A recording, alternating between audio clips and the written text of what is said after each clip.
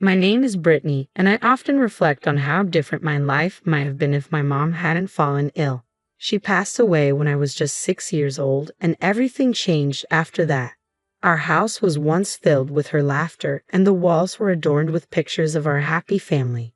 Dad struggled to cope with her loss. For months, he barely spoke, just going to work and returning home. I did my best to be quiet, not wanting to add to his pain. Back then, I didn't truly understand death, so I kept asking when Mom would come back from heaven. Dad would hug me tightly but never had the words to comfort me. Then he met Sandra at a work event. She started coming over for dinner, and I noticed Dad smiling more often. I guess that's why I stayed silent as one by one, Mom's photos disappeared from the walls, replaced by new ones featuring Sandra. Brittany, Sandra, and I have something to tell you, Dad said one evening, sitting me down in our living room.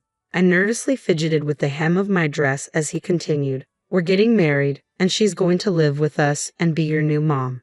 Everything will be wonderful." But it wasn't. As soon as they returned from their honeymoon, Sandra began to change everything.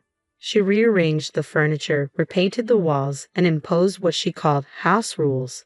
"Brittany, your room is a mess again," she would say every morning. "A young lady should keep her space tidy.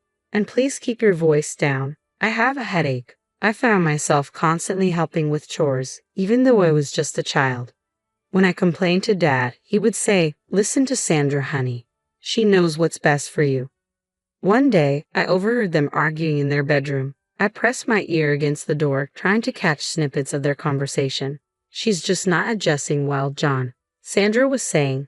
"Maybe it would be better if she lived with your mother. She's always talking about how much she misses having family around." Dad's voice was low and quiet. "I promised Sarah I'd take care of Brittany. I swore I'd use the money she left for Brittany's college." I didn't realize it then, but things were about to get even more difficult. A year later, when Sandra announced she was pregnant, everything shifted again. Dad was overjoyed, and Sandra couldn't stop talking about finally having her own child. Those words hurt more than any chore or rule she had ever imposed on me because I felt like a stranger in my own home, just someone else's child, never her own. When Emma was born, I was 8 years old. I stood with Dad in the hospital hallway, peering through the nursery window at my new baby sister, who was so tiny, wrapped in a pink blanket. "You're a big sister now, Brittany," Dad said proudly. "You'll help take care of Emma, won't you?" I nodded eagerly, not fully grasping what that really meant. But I learned quickly when they brought Emma home. Sandra wasted no time in making me her personal assistant. "Brittany, bring me fresh diapers. Brittany, wash these bottles. Brittany, hold Emma while I make a phone call." The demands never ceased.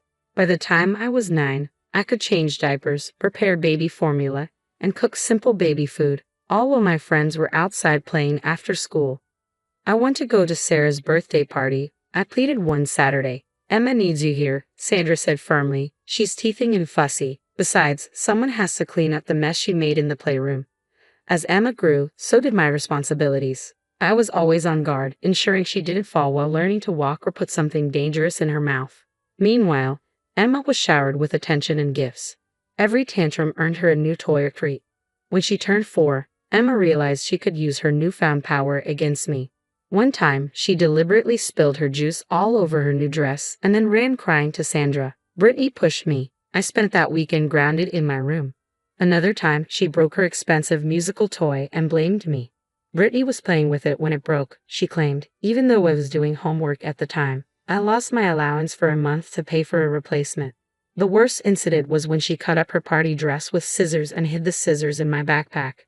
Sandra discovered them during one of her inspections. "How could you be so jealous?" Sandra yelled. "Do you have any idea how much that dress cost?" I tried to explain, but Dad interrupted.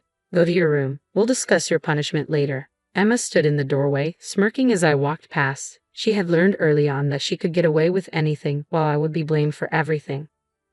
Grandma Rose was my only escape from the madness at home. Every weekend I spent at her house felt like stepping into a different world, where I could just be a kid. Her cozy home was filled with the sweet aroma of fresh-baked cookies and unconditional love. "Look at you, skin and bones," she would say, loading my plate with pancakes. "That woman's got you running around like Cinderella." Unlike at home, I could laugh as loud as I wanted at Grandma's, free to be myself without watching every step. When Emma visited me there, she quickly learned that her usual tricks wouldn't work. But I want ice cream before dinner, she whined, stomping her feet. Young lady, Grandma said firmly, in this house we eat our dinner first. And there are no rewards for tantrums.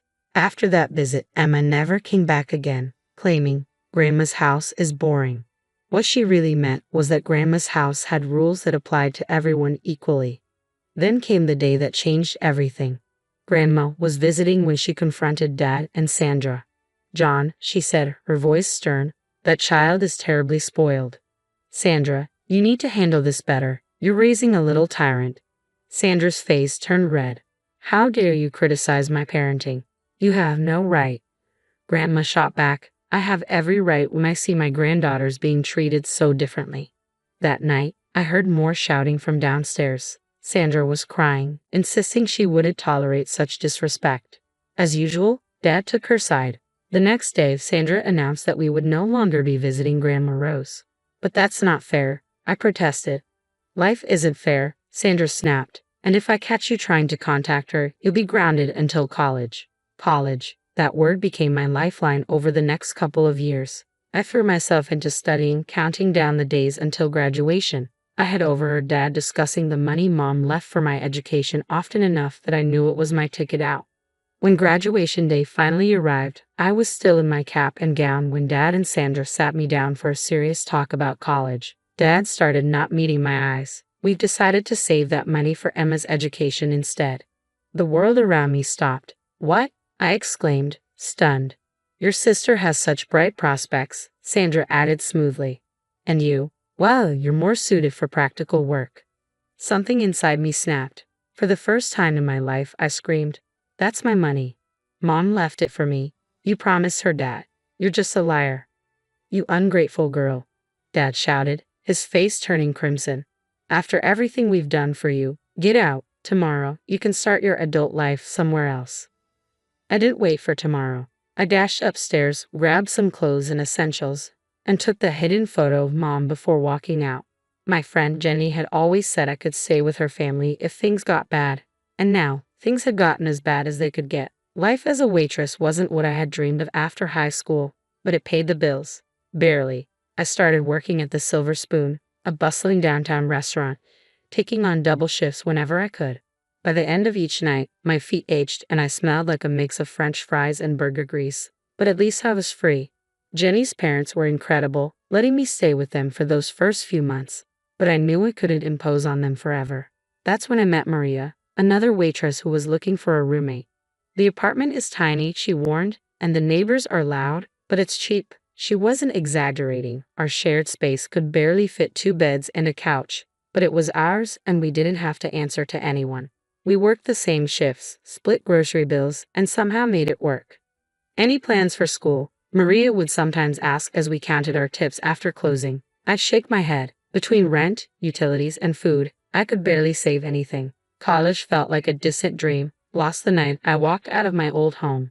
Then, on a random Tuesday afternoon, my phone rang just as I was pouring coffee. I nearly dropped the pot when I saw the number. Brittany, sweetheart, I've been trying to track you down. How's college going? My throat tightened. I'm not in college, Grandma. What do you mean? I found myself spilling everything, the fight, getting kicked out, working as a waitress. By the end of the call, I was crying in the restaurant's break room. Grandma was silent for so long that I thought we'd lost the connection. They're miserable, selfish, she finally said, her voice shaking with anger. Listen to me, Brittany. I'm paying for your college. No arguments. No, I can't let you do that. You're not letting me do anything. I'm doing it. Your mother was like a daughter to me, and I won't let them steal your future. Have you looked at any schools? I could try the local university. They have evening classes. Perfect. We'll get you enrolled for next semester. But Brittany, she paused, let's keep this between us. I don't want to deal with your father or that woman. I laughed through my tears. Trust me, Grandma, neither do I. I could have told her about my 3.9 GPA and how I was about to graduate with honors. Instead, I clicked block user and returned to my studies. 3 weeks later, I walked across the stage to receive my business degree. Only Grandma was there to cheer me on, but that was all I needed. We celebrated afterward at a different restaurant, of course. Back at work, things began to change. One morning, Mr. Peterson, the owner, called me into his office. "Brittany, we've noticed how hard you work. How would you feel about becoming the shift manager? You know this place inside and out. The staff respects you, and you've got the education for it." That was just the beginning. 6 months later, I was promoted to floor administrator, my salary doubled, and suddenly I could afford to move out of the tiny apartment I had shared with Maria. Years passed, and I kept climbing.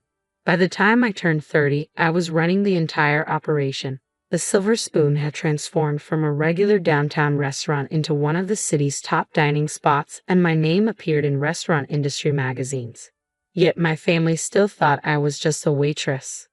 I moved into a fancy high-rise downtown with floor-to-ceiling windows and a breathtaking view of the city.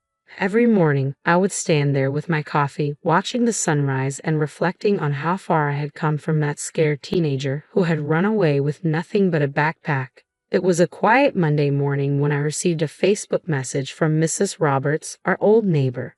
We had kept in touch over the years. She was one of the few from my past who had shown me kindness. She often brought me cookies when Sandra was particularly harsh and had even helped me hide my mom's photo album when Sandra wanted to throw it away.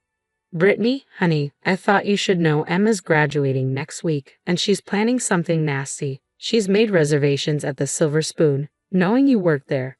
She's been bragging about how hilarious it will be to have her college dropout sister serve her graduation party. She's invited all her snobby friends and even some of her old neighbors, telling everyone how she's going to show them what a failure you turned out to be. I just thought you should know." I leaned back in my leather office chair, looking out over the restaurant floor through the one-way glass.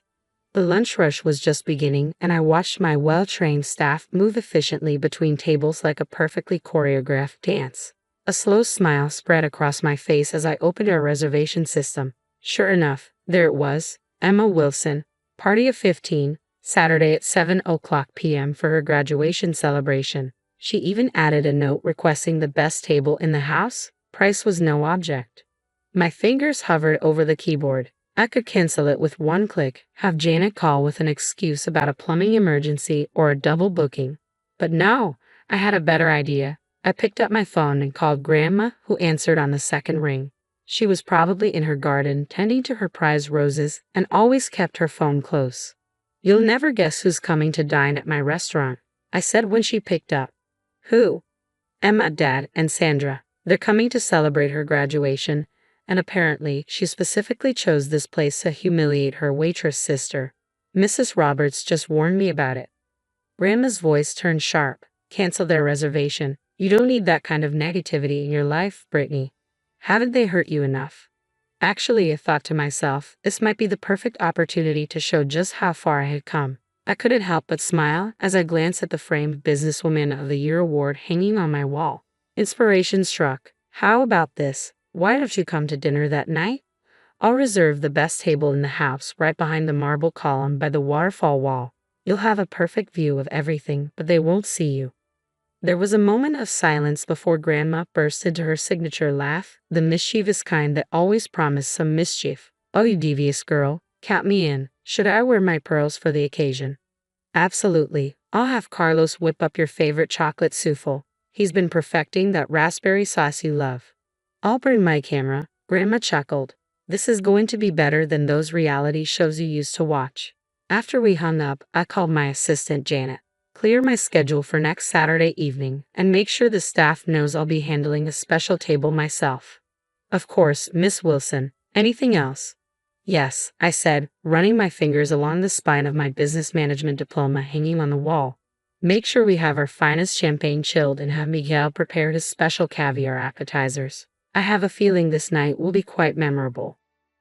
As I surveyed the restaurant floor again, I felt a rush of satisfaction. Emma had always relished her little power plays, her attempts to humiliate me. This time, though, she was stepping right into my territory, and I was ready.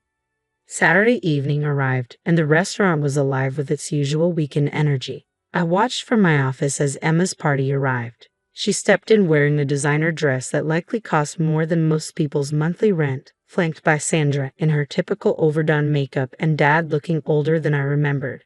They were surrounded by Emma's friends, all dressed to impress. I spotted Grandma at her hidden table, pretending to read the menu while keeping a keen eye on everything. She shot me a subtle wink as I passed by. "Excuse me," Emma's loud voice rang out across the restaurant. "I specifically requested my sister, Brittany, as our server. Where is she?" I smoothed down my tailored suit jacket and made my way over to their table. Emma's face lit up with malicious delight when she saw me. "Oh my God, everyone. This is my sister I was telling you about." She gestured at me like I was an exhibit at a zoo. "Still a waitress after all these years. I mean, I just graduated from state, and she's still carrying plates." Laughter erupted from the table, led by Emma. Dad chuckled too, though he couldn't quite meet my eyes, while Sandra wore that superior smirk I remembered so well. "Look at her clothes," Emma stage whispered to her friends. "I guess that's what you can afford on a waitress's salary."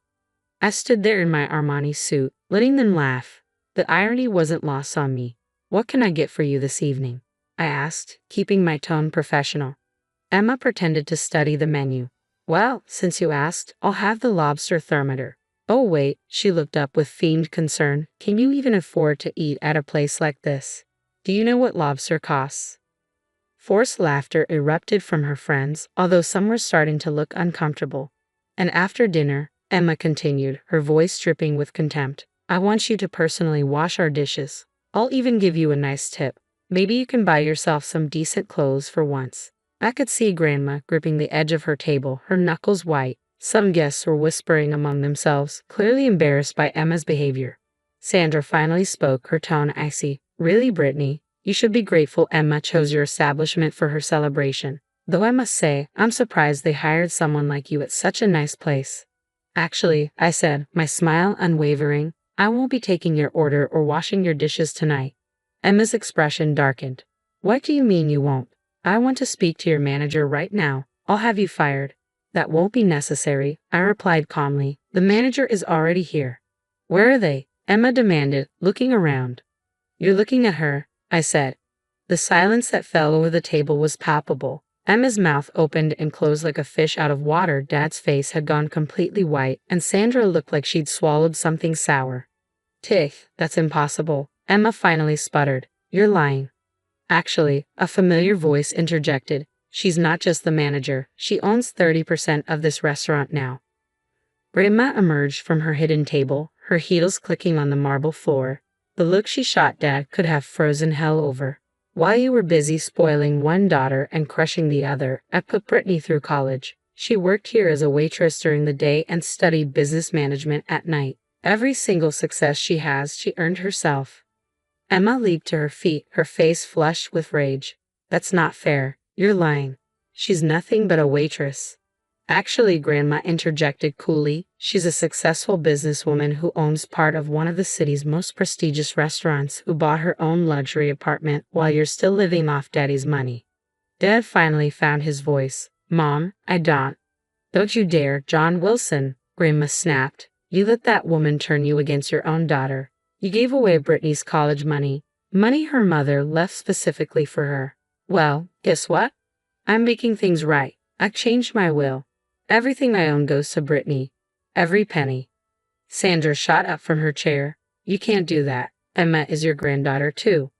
"Emma has had everything handed to her on a silver platter her entire life," Grandma replied coldly. "She doesn't need my money. From what I've seen tonight, she could use some basic human decency." Emma completely lost it. She grabbed her wine glass and hurled it across the table, shattering plates and sending food flying. "This isn't fair. You're all just jealous of me." "Security," I called calmly. Two men in black suits appeared instantly. "Please escort these people out."